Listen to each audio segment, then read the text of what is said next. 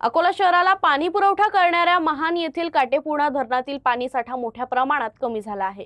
धरणात सध्या केवळ 17.61% उपयुक्त पाणीसाठा शिल्लक असून वाढत्या मागणीमुळे परिस्थिती गंभीर झाली आहे। अकोला महानगरपालिकेच्या पाणी कपातीच्या नवीन निर्णयानुसार शहरात सध्या सुरू असलेला 4 दिवसाआडचा पाणी पुरवठा बंद करून आता तो 5 दिवस आड म्हणजेच थेट 6व्या दिवशी केला जाणार आहे।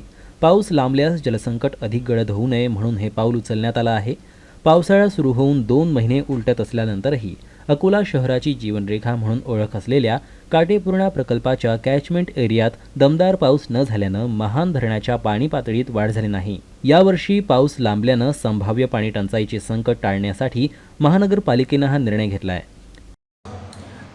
आपल्या सर्वांना विदितच आहे, यावर्षी आपला पावसाळा बराच लांबलेला आहे। आपल्या महान धरणामधील पाण्याची पातळी पाहता आपण काटकसरीनं पाणी वापरण्याची गरज आहे। मी सर्व शहरातील नागरिकांना आवाहन करतो की आपण पाण्याचा काटकसरीने वापर करावा। नागरिकांना पुरेसं पाणी देण्याचा महानगरपालिकेचा प्रयत्न आहेच, परंतु आपणही आपल्या पाण्याचा वापर जर जपून केला तर येत्या पावसाळ्यामध्ये पूर्ण धरणामध्ये संपूर्ण साठा उपलब्ध होईपर्यंत आपल्याला हे पाणी जपून वापरावं लागणार आहे। आता जसं तुम्ही पाहताय की सध्या पाण्याची पातळी भरपूर खालावली आहे, कारण की एकतर मान्सून लेट दाखल झालाय आणि अल निनोचा सावट असल्यामुळं पावसाची म्हणजे पाऊसच पडलेला नाही, त्यामुळे धरण भरलेलं नाही आहे। आणि आजच्या स्थितीत जसं समजा आजची तारीख 19 जुलै, आज रोजीपर्यंत 1 जून पासून जर आपण पाऊस म्हटला तर 200 ते किमान म्हणजे माझ्या अंदाजानुसार 200 ते 250 mm पर्यंत पाऊस यायला पाहिजे होता, पण आजच्या स्थितीमध्ये फक्त 85 mm पाऊस आलाय।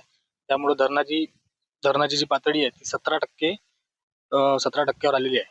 आता याच धरणाचं पाणी मुख्य शहराला म्हणजे अकोला सिटीला जाते आणि इरिगेशन आउटलेट सुरू असते, त्यामुळं अजून पातळी खालावण्याची शक्यता आहे।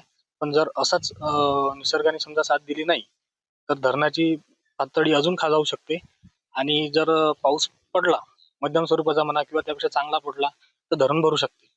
पण जसं यावर्षी अल निनोचं सावट असल्यामुळं सर्वजण म्हणतात की पाऊस कमी आहे, त्यामुळं आता यावर एकच उपाय आहे की समजा आपण म्हणजे इरिगेशनसाठी थोडं पाणी कमी आणि पिण्याच्या पाण्याची व्यवस्था जे मुख्य प्रायोरिटी आहे त्यालाच आपण उद्देश ठेवून सध्या आपण कामगिरी करतोय।